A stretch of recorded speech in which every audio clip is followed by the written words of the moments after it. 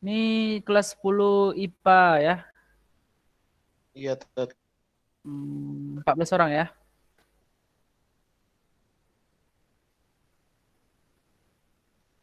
Yuk, baru berapa orang nih?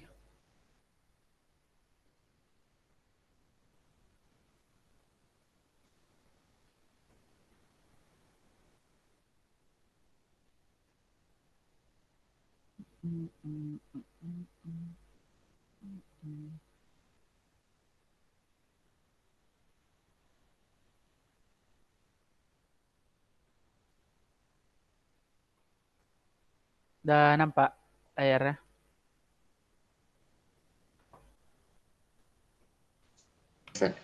Oke.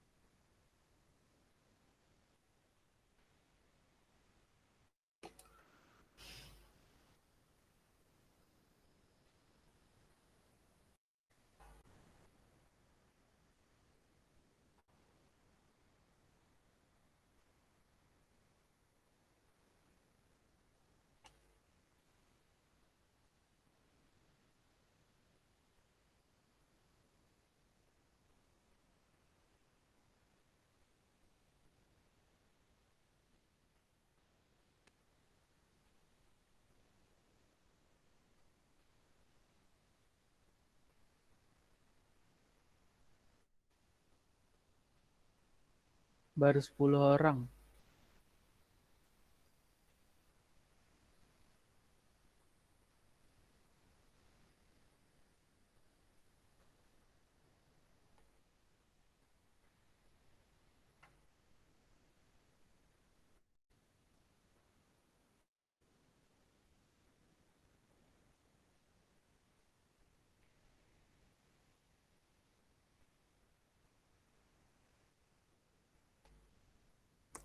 Kita mulai dulu ya. Assalamualaikum warahmatullahi wabarakatuh. Waalaikumsalam warahmatullahi wabarakatuh. Alhamdulillahirabbil alamin. Salatu wassalamu ala asrafil anbiya wal mursalin wa ala alihi wa sahbihi rasulillahi ajma'in amma ba'du. Syukur kepada Allah Subhanahu wa taala di mana berkat inayahnya pula kita sesama dapat hadir pada mata pelajaran pendidikan agama Islam dan budi pekerti dalam keadaan sehat walafiat. Selawat serta salam tidak lupa pula kita hadiahkan kepada baginda besar Nabi Muhammad sallallahu alaihi wasallam yang mengucapkan Allahumma shalli ala Muhammad wa ala ali Muhammad. Baiklah, terlebih dahulu saya absen dulu ya.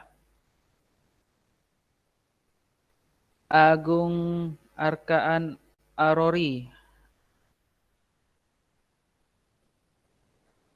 hadir ya. Fadlan Ramaputra.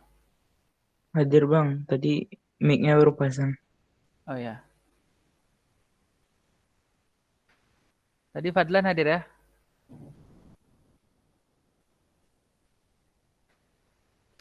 Fadlan mana nih? Belum ada nyaut nih Fadlan.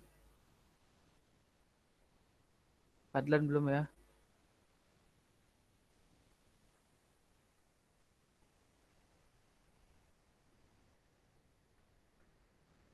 Fajri Fadevandi.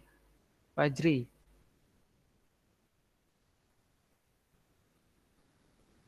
Fajri. Halo Fajri.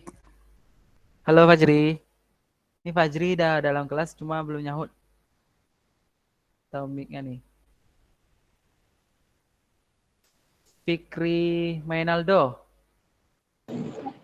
Ya tadi lagi di WC itu tadi. Oh ya. Ini Fajri. Fikri Mainaldo. Fikri, ada Fikri? Fikri. Belum ada.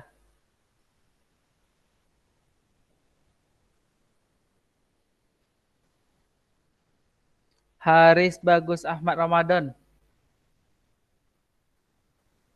Haris Bagus. Hadir, Ustaz. Hadir. Ibatullah Ihsan. Halo Ihsan. Ihsan lagi di WC juga nih kayaknya. Ibrahim Alfayat. Hadir, Ustaz. Ya, hadir Ibrahim ya. Nabil Fayat Evan. Nabil tadi barusan keluar tadi enggak? Hadir, Ustaz. Hadir. Oh ya. Muhammad Fauzan.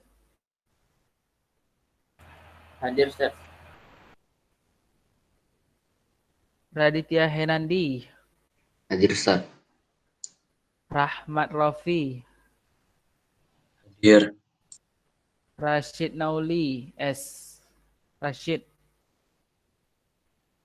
Rashid belum ada? Hadir, Oh, Kak. belum. Hadir. Oh, hadir. Zahid Afif Asa Muhammad. Hadir, Ustaz. Zidane Adeo.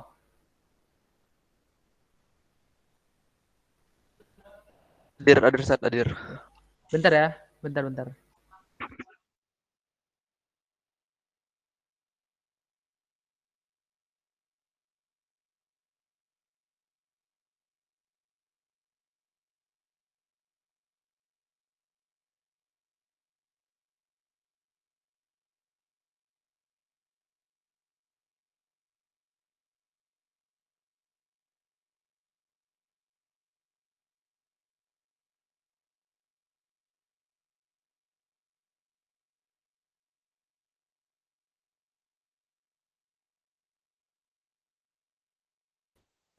Maaf ya, tadi ada gangguan teknisi tadi.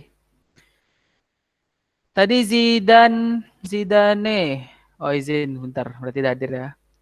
Hibatullah Ihsan. Hibatullah Ihsan. Belum. Ke siapa nih? Fadlan sama Fikri kemana? Ada tahu? Nggak Fadlan tahu, sama Tat. Tadi kelas sebelumnya masuk dia. Kurang tahu juga, Tat. Tadi nggak Ah. meet soalnya. Tak nge-meet. Ngapain tadi? Iya. Ustazah tuh apa namanya? Rapat, jadi dikasih PR aja. Oh gitu. Udah, berarti nanti kalau Fadlan nanti dikasih tahu ya kalau ada kabarnya ya. Oke, Tat. Oke.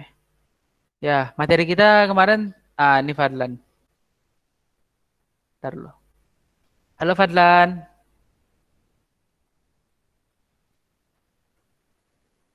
Fadlan.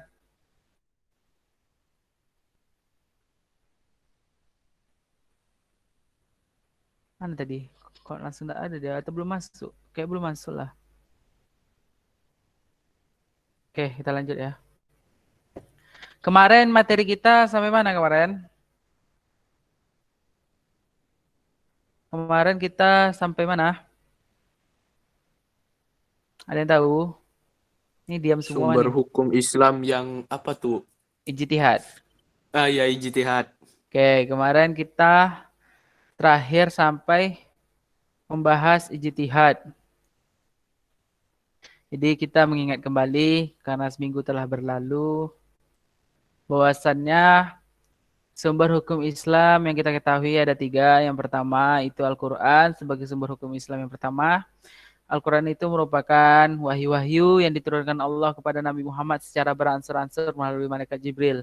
Yang dimana nanti gunanya sebagai pedoman hidup manusia. Dan juga merupakan salah satu redaksi yang akan digunakan untuk menentukan suatu permasalahan hukum. Lalu yang kedua juga ada hadis. Hadis ini merupakan segala kelakuan baik itu perkataan, perbuatan maupun ketetapan Rasulullah SAW. Yang dimana juga itu juga sebagai pedoman dan juga redaksi ketika seseorang ingin mencari jawaban suatu permasalahan hukum. Lalu ada juga yang namanya ijtihad.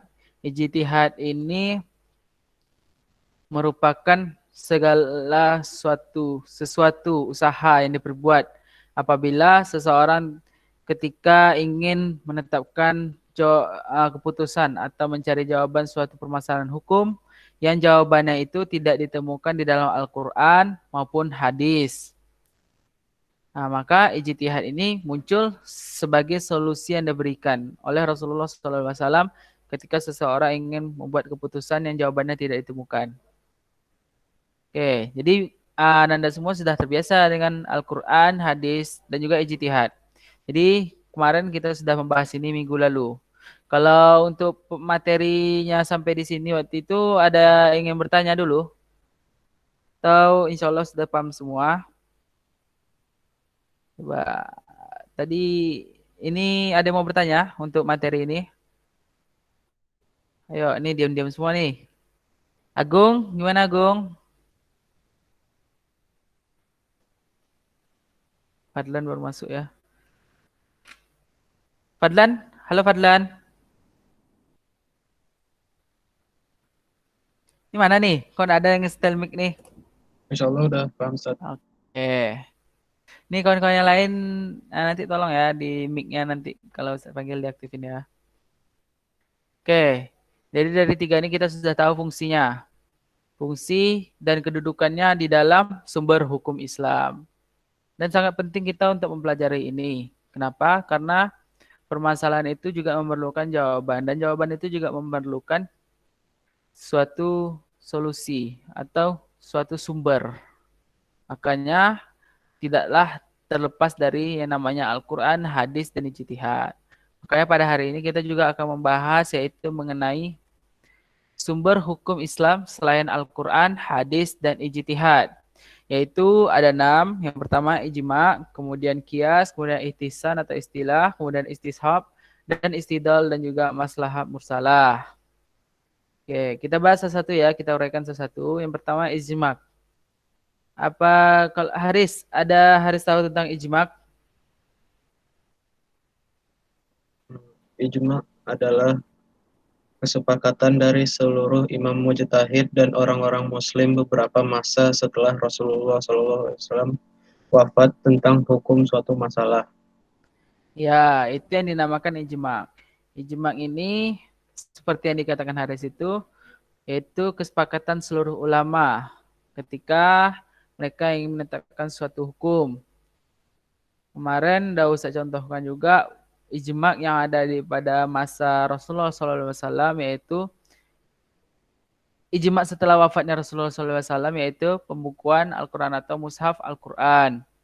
Di mana pada saat itu setelah Rasulullah wafat, banyak sahabat dan juga para penghafal Al-Quran itu meninggal dunia akibat peperangan, sakit.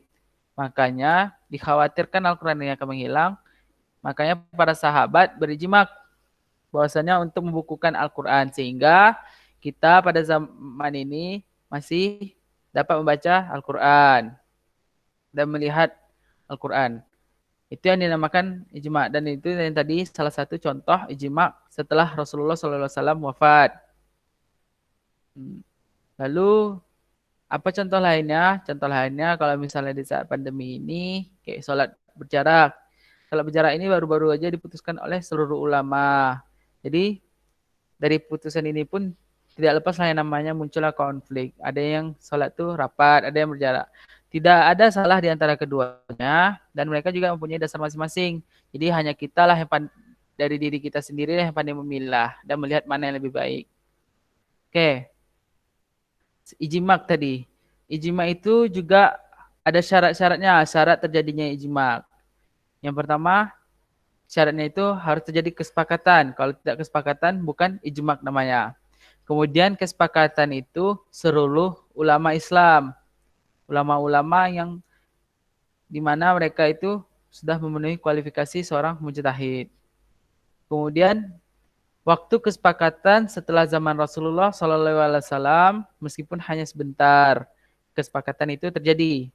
Jadi kalau misalnya kesepakatan itu terjadi di zaman setelah Rasulullah wafat, maka itu telah memenuhi syarat untuk terjadinya suatu ijma. Tapi kalau Rasulullah masih hidup, hal-hal permasalahan yang dihadapi itu langsung ditanyakan kepada Rasulullah Shallallahu Alaihi Wasallam. Kemudian hal yang disepakati itu haruslah perkara tentang agama. Tidak boleh di luar dari itu. Jadi apabila semua syarat itu terpenuhi, maka terjadilah ijma'. Untuk ijma' ada yang ingin bertanya? Coba Zahid. Zahid. Halo Zahid. Nih kok hilang-hilang nih kawan nih semua nih. Tidak ada yang mau ditanyakan, Ustaz. Apa? Fajri? Gimana Fajri? Tidak ada? Tidak ada. Ini gimana nih? Ini Ustaz curiga dengan apa nih? Kalau tidak nampak video Ustaz susah nih. Tapi biar aja, mungkin hemat paket kan. Oke. Jadi Ustaz tidak tahu nih siapa yang ada di sini, siapa yang lagi diizin. Tat, Oke. izin WC tat. Oke. Karena ada, Ustaz. Ada ya. Oke. Ya. Kita lanjut. Tadi setelah ijma' udah paham semua ya. Kemarin juga sudah pernah disinggung pada pertemuan sebelumnya. Kemudian ada namanya kias. Coba Fajri. Kias itu apa Fajri? Apa Ustaz? Kias. Kias. Ayo kias. Kias itu apa ya? Ayo apa? Kias adalah penetapan suatu hukum dan perkara baru yang belum ada pada masa sebelumnya, namun memiliki kesamaan dalam sebab, manfaat, bahaya, dan berbagai aspek dengan perkara terdahulu sehingga dihukumi sama. Oke, makasih ya Fajri. Jadi kias itu merupakan salah satu metode dalam menetapkan suatu hukum. Yang dimana itu memerlukan hubungan atau perbandingan. Yang dimana perbandingannya itu sama atau kita bisa sebut dengan ilat. Ilatnya itu sama atau alasan.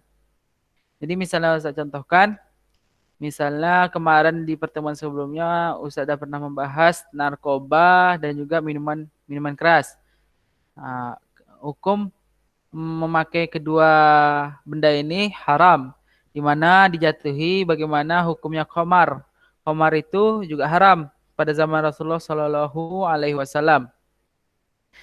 Kenapa diharamkan? Karena dia sama-sama memiliki ilat, di mana khamar itu memabukkan, juga merusak tubuh. Sedangkan narkoba dan juga minuman-minuman keras saat ini sifatnya sama seperti khamar. Ini yang disebut namanya ilat, adanya alasan yang sama.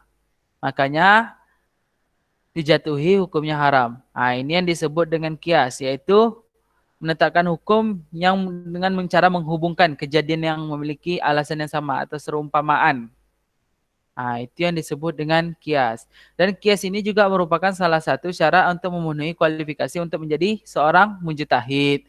Di mana seorang mujtahid itu dia harus mengetahui seluk-beluk kias dari syarat-syaratnya, ilatnya. Itu harus diketahui oleh seorang mujtahid. Jadi pembahasan kita ini tidak lepas juga dari sumber hukum Islam. Untuk kias sendiri ada yang ingin ditanyakan soal kias? Ayo, kias. Kayaknya kias udah paham ya dari contoh yang Ustaz sebutkan tadi. Insya Allah. Oke, di buku juga ada tentang syarat-syarat untuk rukun kias. Ada rukun kias. Yang pertama ada dalilnya. Kemudian masalah yang akan dikiaskan. Jadi ketika menentukan suatu jawaban harus ada permasalahan. Kemudian hukum yang terdapat dalilnya. Ada juga hukum. Ada dalil, ada hukum. Kemudian ada ilat atau kesamaan sebab atau alasan antara dalil dan masalah yang dikiaskan. Itu salah satu rukun kias. Kemudian ada istihsan atau istilah. Coba Ibrahim Al-Fayad, apa itu istihsan? Istihsan, Ustaz. Ya. Ntar, Ustaz. Oke. Istihsan itu kecenderungan seseorang pada sesuatu karena menganggapnya lebih baik. Ya. Itu aja. Iya, Ustaz. Oke. Ihtisan itu ihtisan yang berarti menganggap baik atau mencari yang baik. Kalau menurut ulama, bahwasanya ihtisan itu meninggalkan hukum yang telah ditetapkan kepada hukum lainnya pada suatu peristiwa atau kejadian yang ditetapkan berdasarkan dalil syara'. Jadi kalau singkatnya itu adalah tindakan yang meninggalkan suatu hukum kepada hukum lainnya disebabkan karena ada suatu dalil syara' yang mengharuskan untuk meninggalkannya. Jadi ibarat ihtisan ini kita meninggalkan untuk mencari sesuatu yang lebih baik. Jadi misalnya gini, contoh. Kalau ada hukum yang mengatur seseorang yang dititipi barang harus mengganti barang yang dititipkan kepadanya apabila digunakan untuk memenuhi kebutuhan hidupnya. Nah, ini hukum. Kalau barang yang dititipkan itu terpakai oleh si penitip barang, maka si penitip barang ini harus mengganti barang tersebut. Lalu bagaimana kasusnya seperti ini? Bila seorang anak menitipkan barang kepada ayahnya, kemudian barang tersebut digunakan oleh ayahnya untuk membiayai kebutuhan hidupnya. Lalu bagaimana pendapat Ananda semua? Apakah si ayah ini diwajibkan untuk menggantinya atau tidak? Yuk, coba. Siapa apa? Muhammad apa namanya? Fauzan. Diwajib mengganti. Oke, alasannya? Anaknya nggak akan bapak. Suaranya kecil, Fauzan. Anaknya sih, kan bukan bapak. Oh, itu. Coba ada yang lain. Kayak siapa ya? Tadi Ustaz belum manggil Hibatul Ihsan. Halo Hibatul Ihsan. Ustaz, Ya. Gimana ya kasusnya tadi tuh? Apakah si ayah wajib mengganti atau tidak? apa tadi Ustaz?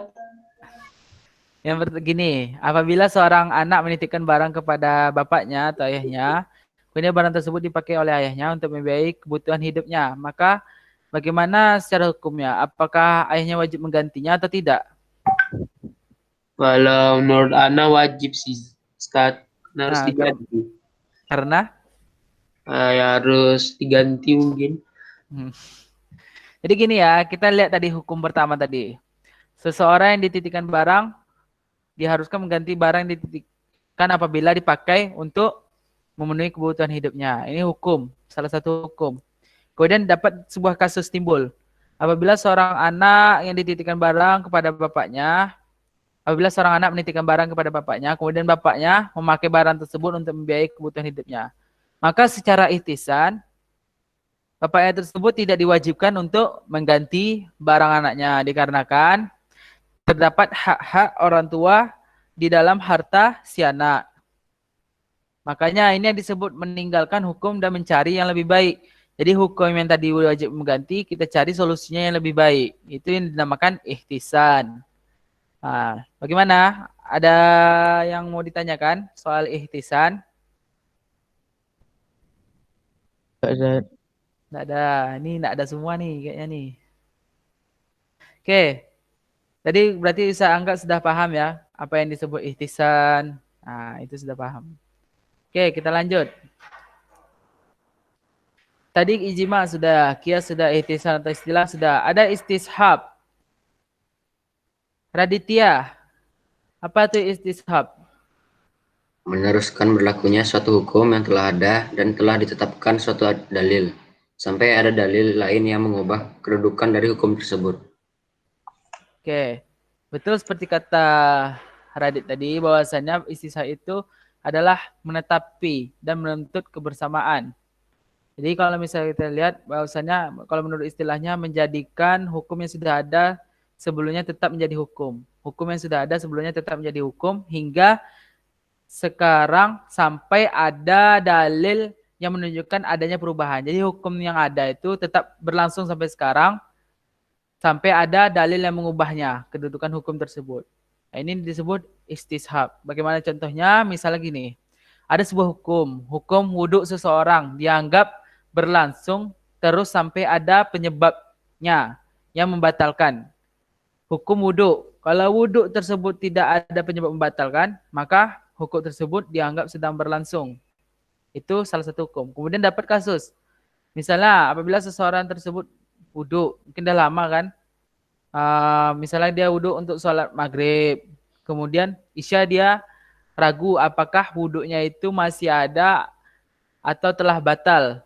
Nah, maka berdasarkan istishabnya, wudhunya itu dianggap masih ada karena keraguan yang muncul terhadap batal atau tidaknya wudhu tersebut, yang tidak bisa mengalahkan keyakinan seseorang. Jadi gini, yang dari kasus tadi wudhu, yang misalnya seseorang tadi berwudhu, selagi dia tidak ada hal yang membatalkan, maka wudhunya tersebut tetap berlangsung ada sampai ada dalil yang batal yang mengharuskan dia mengulang wudhu tersebut. Jadi gini, kita lihat dari hukum pertama tadi bahwasannya wudhu seseorang dia nggak terus berlangsung sampai ada yang membatalkannya. Kemudian ada timbul kasus seseorang yang telah berwudhu, misalnya dari sholat isya tadi, kemudian sholat maghrib tadi, kemudian dia ingin melanjut sholat isya, kemudian ragu dia apakah wudhunya masih ada atau tidak, maka secara istishabnya wudhunya itu masih terjaga dikarenakan dia memiliki keraguan di dalam dirinya. Jadi kalau kita lihat, selagi hukum yang tadi itu belum ada yang mengatur, belum ada hukum terbaru yang mengatur bahwasannya dia harus mengulang, maka wudhunya tetap sah dan dia bisa melaksanakan ibadah sholat. Jadi seperti itu istishab. Kalau istishab ini, kalau Ananda masih ragu, silakan ditanya. Ini kayaknya udah start, dah. Coba siapa tadi?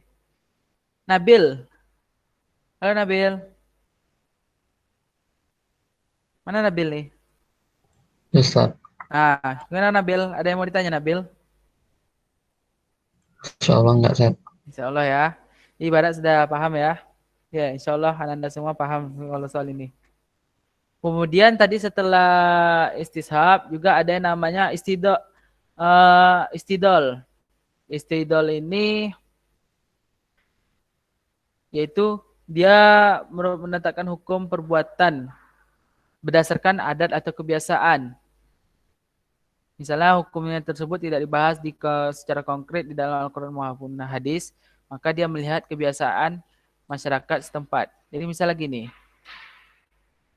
kalau di dalam Al-Quran membahas bagaimana menghormati orang tua, lalu di kebiasaan kita bahwasannya kayak menyalami orang tua, kita cium tangan kepada orang tua itu tidak ada pembahasannya di dalam Al-Quran maupun hadis. Itu merupakan kebiasaan-kebiasaan kita dalam menghormati orang tua. Maka secara istidlalnya, hal yang kita lakukan tersebut diperbolehkan, asalkan tidak keluar dari ketentuan syara. Makanya, yang namanya istidlal itu dia melihat kebiasaan.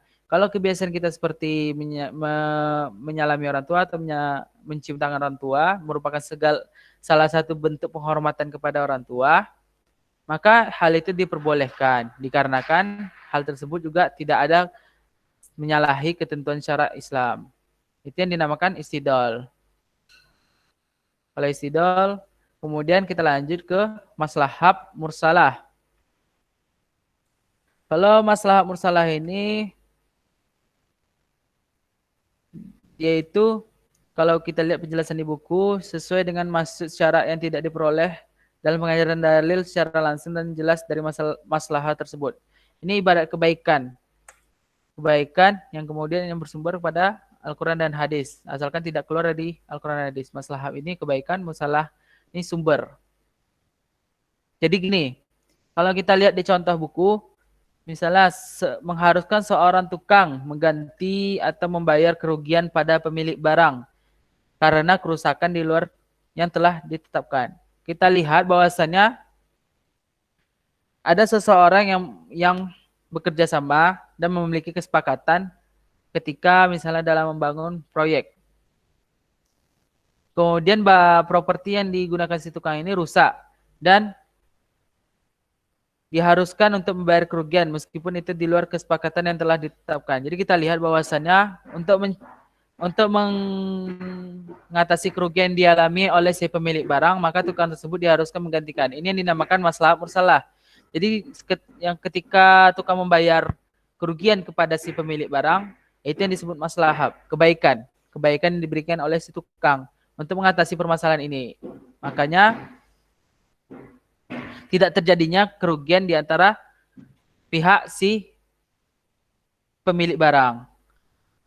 Itu yang disebut dengan maslahat mursalah. Jadi sumber-sumber hukum Islam selain Al-Quran, hadis dan ijtihad itu ada 6 macam. Dari ke-6 ini biasa digunakan ketika seseorang ingin mengambil suatu keputusan dalam menetapkan masalah hukum. Tidak terlepas juga keputusan dia ingin berijtihad. Oke. Untuk yang 6 ini ada ijma, qiyas, istihsan, istishab, istidlal dan masalah mursalah. Ada yang ingin ditanyakan? Oke, kayaknya pas ya. Halo Rahmat Rafi. Ya, Nah, ada yang ingin tanya Rahmat Rafi? nggak ada. Tak ada. Oke, ya udah tahu semua ya bahwasannya selain Al-Quran, hadis dan ijtihad ada juga sumber hukum yang bisa dipakai ketika seseorang ingin menetapkan suatu permasalahan hukum. Kita lanjut. Pembagian hukum Islam. Pembagian hukum Islam itu ada 5. Yang pertama wajib, sunnah, haram, makruh, dan mubah. Hibatul Ihsan, wajib itu apa? Halo Hibatul Ihsan. Ya Ustaz, Wajib itu apa?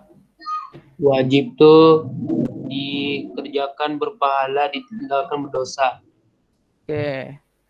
Betul seperti kata Ihsan bahwasanya wajib itu suatu perkara yang wajib yang diharuskan untuk mengerjakannya. Maka apabila tidak dikerjakan, maka seseorang akan mendapatkan dosa. Itu yang dinamakan wajib. Zahid. Apa itu sunnah? Halo Zahid. Mana ini Zahid nih?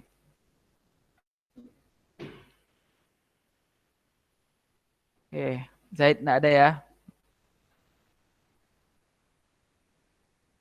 Haris. Apa itu sunnah Haris? Sunnah itu anjuran.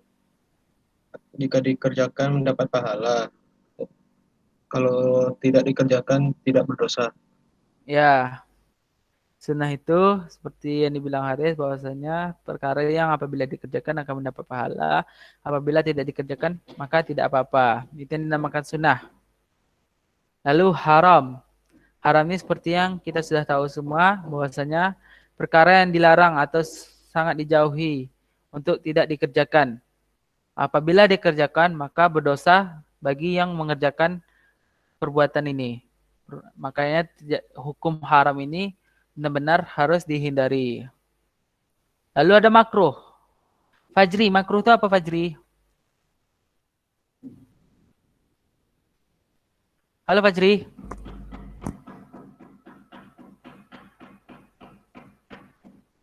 Oke, yang lain ya. Nabil, makruh itu apa Nabil?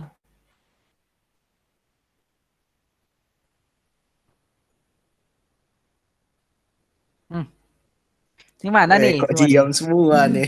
Kok diam nih? Tidur. Wah, bahaya orang nih. Bahaya ya. Ya udah Rashid. Apa itu makruh Rashid? Makruh tuh dikerjakan boleh tapi lebih baik tidak dikerjakan. Oke, makruh itu larangan yang tidak keras. Apabila dikerjakan tidak berdosa. Kalau dikerjakan,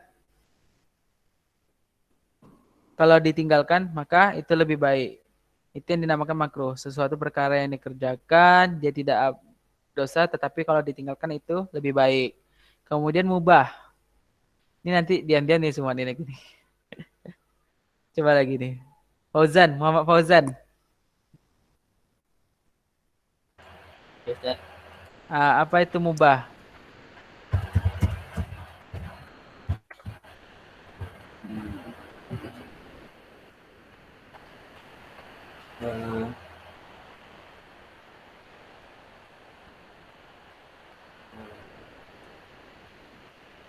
Boleh dilakukan, bahkan lebih condong kepada dianjurkan bersifat perintah. Itu yang mana tuh? Ada bukunya? Ada Ustaz. Oke.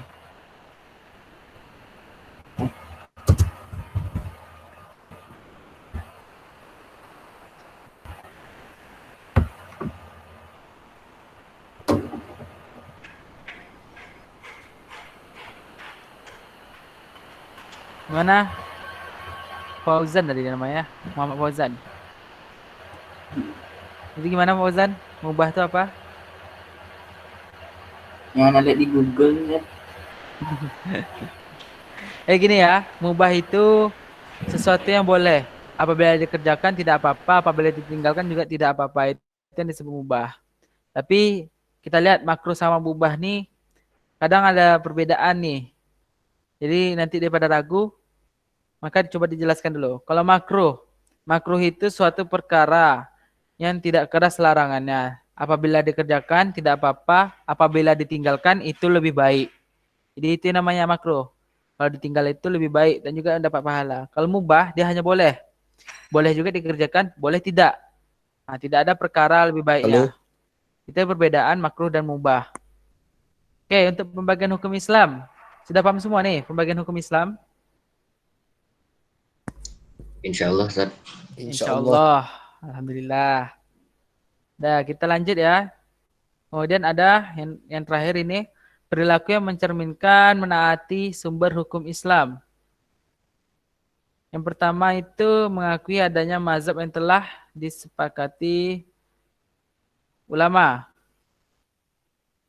Mazhab yang kita tahu ada berapa? 4. Ada 4. Apa aja tuh? Syafi'i, Syafi'i, Hambali, Hambali, Hanafi, Hanafi, satu lagi lupa. Ustaz. Maliki. Maliki ya. Dari Hanafi, Maliki, Syafi'i, Hambali. Itu mazhab yang telah disepakati oleh ulama. Tadi yang baru masuk tadi si Fikri. Fikri, halo Fikri.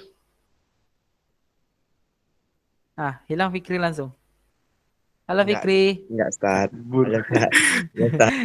Kemana tadi Fikri? Sarapan dulu, Ustaz. Oh, sarapan. Apa? Oke, yang penting udah masuk ya. Oke, kita untuk mencerminkan perilaku tadi, kita harus mengakui adanya mazhab yang telah disepakati. Kalau di Indonesia nih mazhabnya apa? Syafi'i. Syafi'i. Kalau di Arab?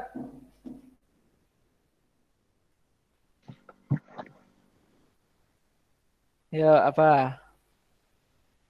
Hambali ya, lebih ke Ahmad bin Hambal. Hambali kalau di Arab. Jadi kalau misalnya kita menunaikan haji ke kota Mekah tuh dianjurkan untuk berganti mazhab. Kita yang biasa Syafi'i berganti ke mazhab Hambali. Ya, kalau misalnya kita tidak ganti mazhab, repot kita nanti sampai sana. Kita misalnya dari mazhab Syafi'i lah. Jadi kalau mazhab Syafi'i itu laki-laki perempuan kalau misalnya dari berwudu itu kan batal kalau bersentuhan. Ya kan? Tapi kalau di Hambali itu dia tidak batal asalkan tidak ada syahwat.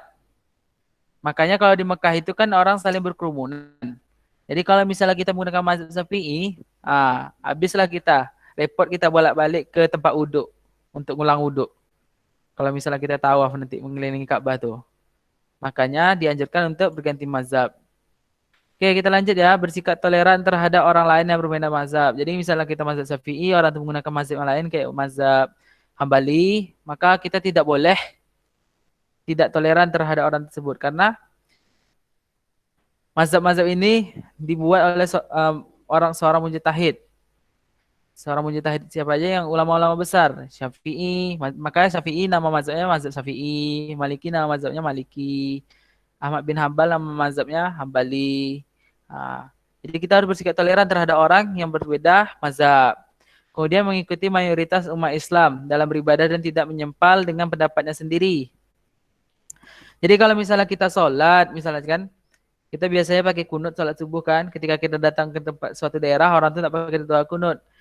Makanya kita lebih baik mengikuti bagaimana orang di sana beribadah. Jadi jangan pula kita orang itu nak kunut, kita kunut di belakang. Itu namanya kita mendahului imam. Lalu menjaga kebersamaan dan menghargai pendapat orang lain. Kemudian selalu taat kepada peraturan demi menjaga kemaslahatan bersama. Lalu bijaksana dan bersikap tidak tergesa-gesa menghakimi orang lain. Jadi untuk mencerminkan ini kita juga harus memperhatikan bagaimana sikap kita ketika kita ingin menaati sumber hukum Islam, apakah bijaksana kita dalam bersikap dan tidak juga tergesa-gesa ataupun maupun menghakimi orang lain. Inilah beberapa contoh perilaku yang bisa kita perbuat untuk mencerminkan menaati sumber hukum Islam. Oke, kita lanjut ya.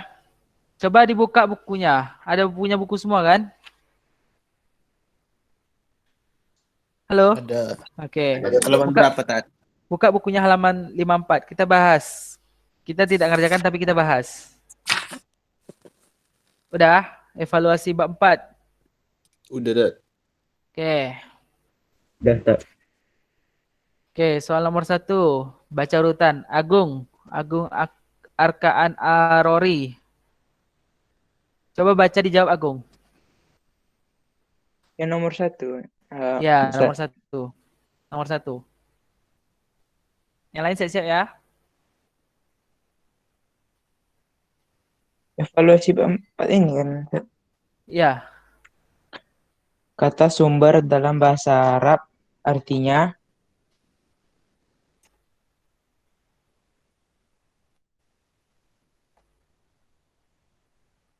Ya, apa? Dijawab. sumber artinya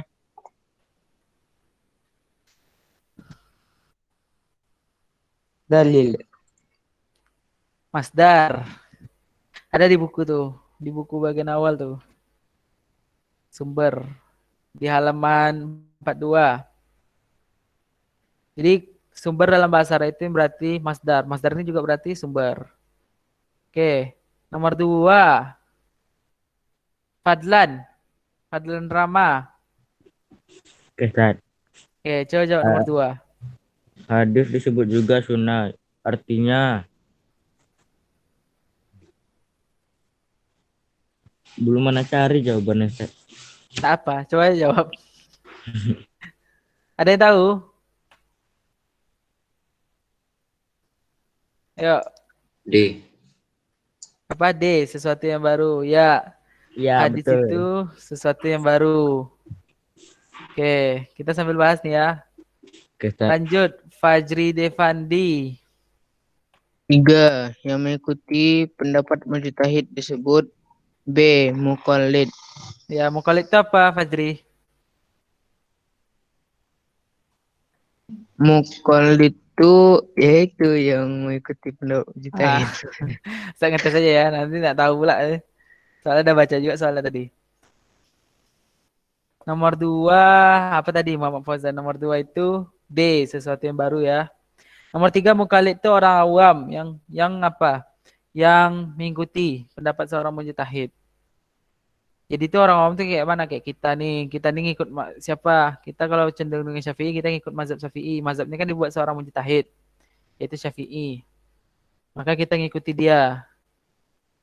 Itu yang disebut dengan muqallid. Nomor 4, Fikri Mainaldo. Halo Fikri.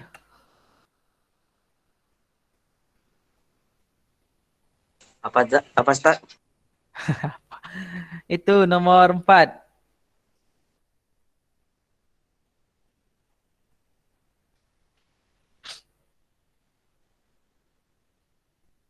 Berikut ini antara fungsi hadis kecuali Nah, coba apa jawabnya? Ustaz. Apa? Apa tadi? Menghilangkan hukum Al-Quran.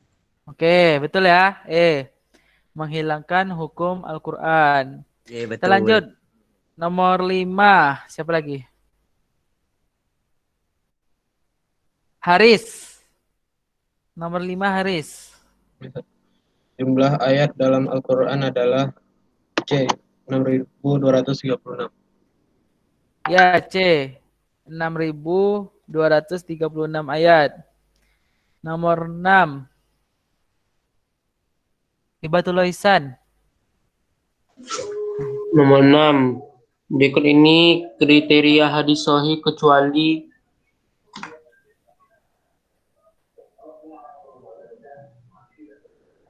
C, Ustaz. Ya, C. Rawinya mutawatir. Jadi kemarin juga sudah dibahas kalau hadis sahih itu rawinya harus adil, sempurna ingatannya, sanadnya tidak terputus, hadisnya tidak janggal. Ada satu lagi tuh.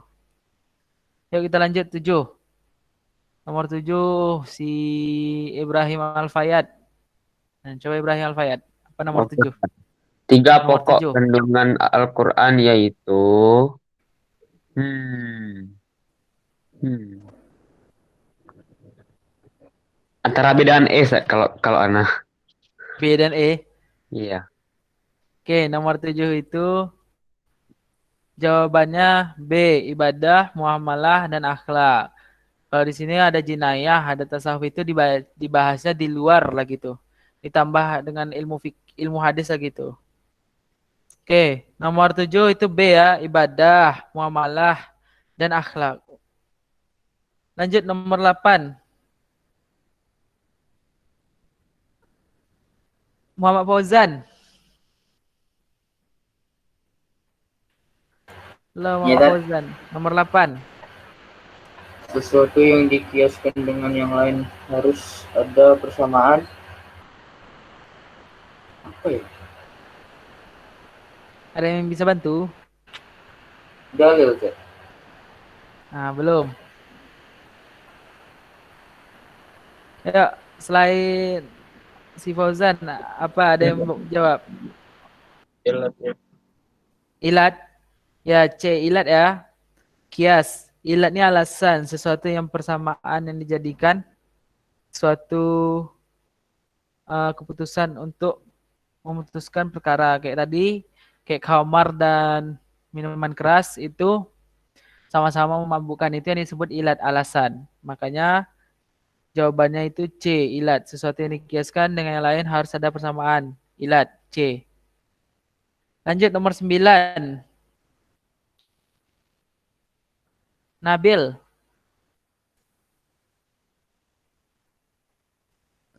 Halo Nabil. Ya, Ustaz. Nomor 9 Nabil. Seorang yang melakukan ijtihad disebut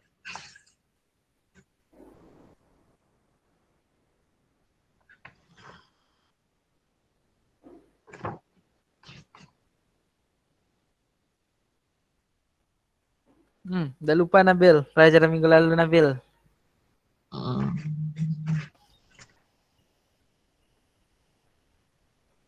oh ini mujtahid Ya, mujtahid ya. Mujtahid itu seseorang yang berijtihad. Kita lanjut nomor 10. Siapa lagi tadi Nabil? Radit, nomor 10 Radit. Bersepakat menentukan suatu hukum yang tidak ada dalam Al-Quran dan hadis setelah wafatnya Nabi Muhammad SAW disebut B. Ijtihad. Ya, Ustaz. Ada yang lain? Kias, Ustaz. Ya, ijtihad atau jimak?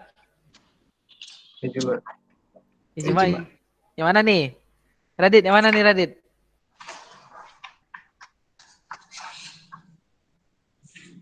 B.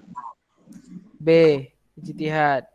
Ya, kalau lihat dari soalnya bersepakat menentukan suatu hukum yang tidak ada dalam Al-Quran dan hadis setelah wafatnya Rasulullah SAW.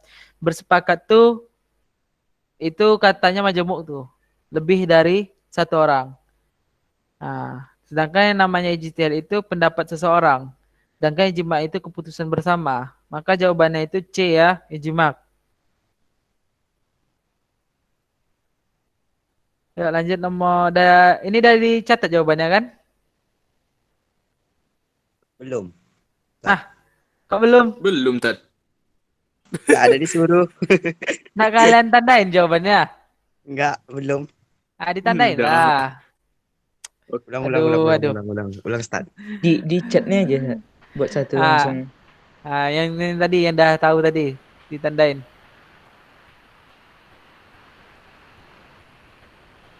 Nomor 4 E. Tunggu, tadi nomor berapa tuh kata siapa? Nomor 1 C kan, Sat? Nomor 2. Nomor 1 tuh B, Masdar. Iya.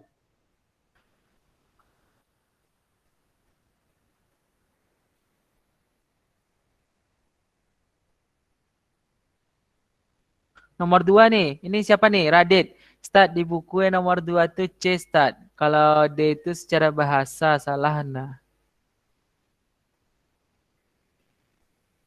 Hadis itu betul ya? Hadis itu memang sesuatu yang baru. Betul tuh. Itu jawabannya tuh D Ada tuh. Ustaz, di buku cara yang baik. Ada. Jadi di hadis 1 B. Start. 1 tuh B. Masdar. Hadis disebut juga sunnah. Oh, sunnah.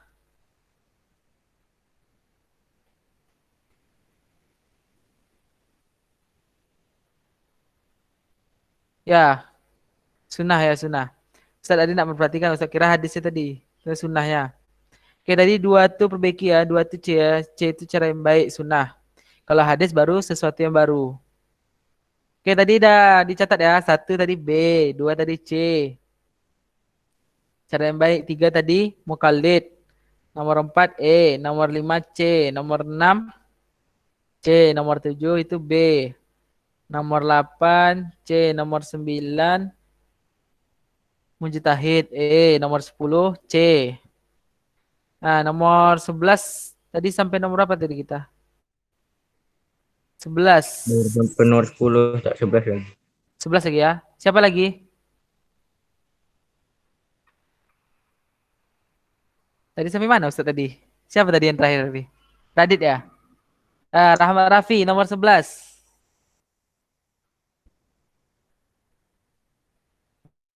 Halo Rahmat Rafi, 11. Ya. Nomor 11 siapa jawab? Seseorang yang berbeda mazhab dengan orang lain hendaknya bersikap saling menghormati. Oke, menghormati ya, mudah soalnya ya. Lanjut nomor 12, Rashid. Nomor 12. Perbedaan yang membawa rahmat adalah perbedaan di kalangan umat Islam. Mujtahid. Mujtahid ini orang yang memberi pendapat. Jadi kalau misalnya terjadi perbedaan itu hal biasa di antara mereka tuh. Kalau misalnya pendapat mereka benar, 2 pahala untuknya. Kalau kalau pendapatnya salah, 1 pahala untuknya. Itu makanya perbedaan yang membawa rahmat itu perbedaan di kalangan mujtahid. Lanjut nomor 13. Siapa lagi 13? Zahid. Hey Zahid, nomor 13 Zahid. Mana Zahid nih? Hilang. Halo Zahid. Zahid kabur. Yuk Zidan. Zidane Adeo. Lanjut Sebagian nomor dari 13. para mujtahid berbeda-beda karena perbedaan D. Mazhab dan keyakinan. Mazhab itu dibuat mujtahid tuh. Nggak tahu lah. Ada yang tahu? Ada yang tahu? Permasalahan dan sudut pandang. Ya, permasalahan dan sudut pandang. Karena mujtahid itu melihat dari permasalahannya, juga sudut pandangnya ketika dia mau melihat hadis atau Al-Quran. Nomor 14, tak lanjut ya. Orang yang mendengarkan hadis dan memahaminya dengan benar mendapatkan kemuliaan berupa A. Kenikmatan surga. Nomor 15, berikut ini merupakan syarat seorang mujtahid kecuali. Ya, siapa yang bisa jawab? Nomor 15. Halo, nomor 15. Haris, coba Haris jawab Haris, nomor 15. Itu bukannya C, nomor 14. C, apa alasannya? Ini Anda lihat kalau di Google nih ada hadisnya. Ini, Dad. Coba. Hmm. Gimana kopi, Sat? Kopi. Coba salin. Salin linknya.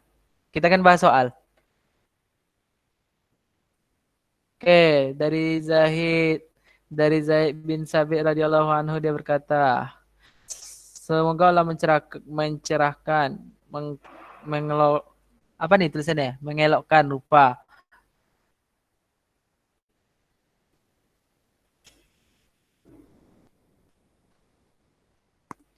Yuk, ini jawabannya apa?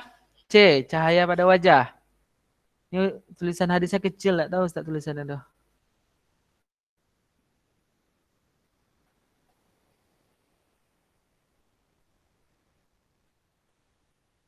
Ini nggak nampak Ustaz hadisnya. Bentar ya. Coba.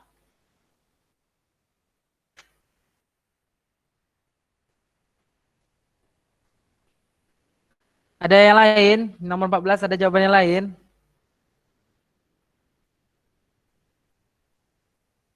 Ya coba siapa nih ya? Fadlan. Gimana Fadlan? Nomor 14 tidak. Ya itu nomor 14. Apa? Apa itu? Belum tahu juga, Ustaz.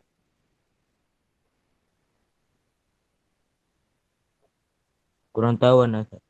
Kurang tahu. Ada yang lain?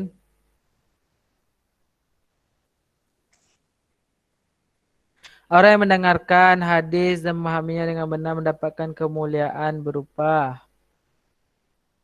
Ya, hadisnya apa tuh?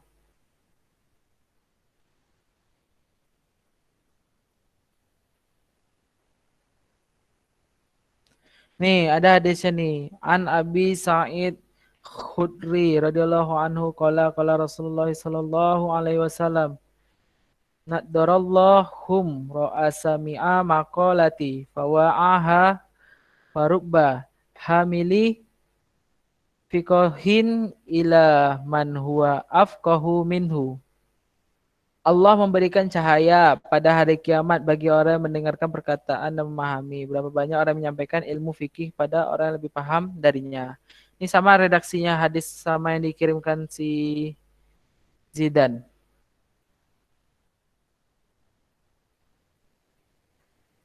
Allah memuliakan orang yang mendengarkan hadis Nabi dan memahaminya dengan benar, yaitu dengan memancarkan cahaya pada wajah. Oke, jawabannya C14 ya, cahaya pada wajah. Sesuai, ada jawabannya di buku tadi. Ya, dari catat tuh 14C.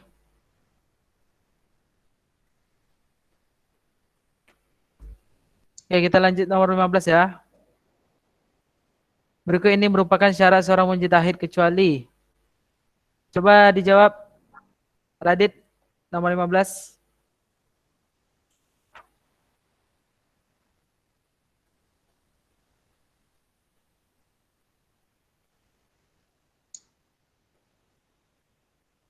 D. B. D. D. Kecuali nih ya. Jawabannya itu C, menghafal seluruh Al-Quran. Jadi cuma seorang mujtahid itu syaratnya ialah dia harus mengetahui seluk-beluk ayat hukum. Bukan tidak diharuskan dia menghafal Al-Quran. Jadi itu tadi dari catat ya semua jawabannya tadi ya untuk absensi. Mungkin di pertemuan berikutnya kita akan membahas mengenai meneladani perjuangan Rasulullah Shallallahu Alaihi Wasallam di Mekah. Ya berhubung waktunya sudah lewat nih. Di Ustaz tutup dulu ya. Kita tutup pelajaran pada hari ini dengan juga alhamdulillahirabbil alamin. Subhanakallahumma wa bihamdika asyhadu an la ilaha illa anta astaghfiruka wa atubu ilaik. Ya, karena tidak lewat dah waktunya ya. Silakan Ananda semua masuk ke kelas berikutnya ya. Oke, saya persilakan keluar ya.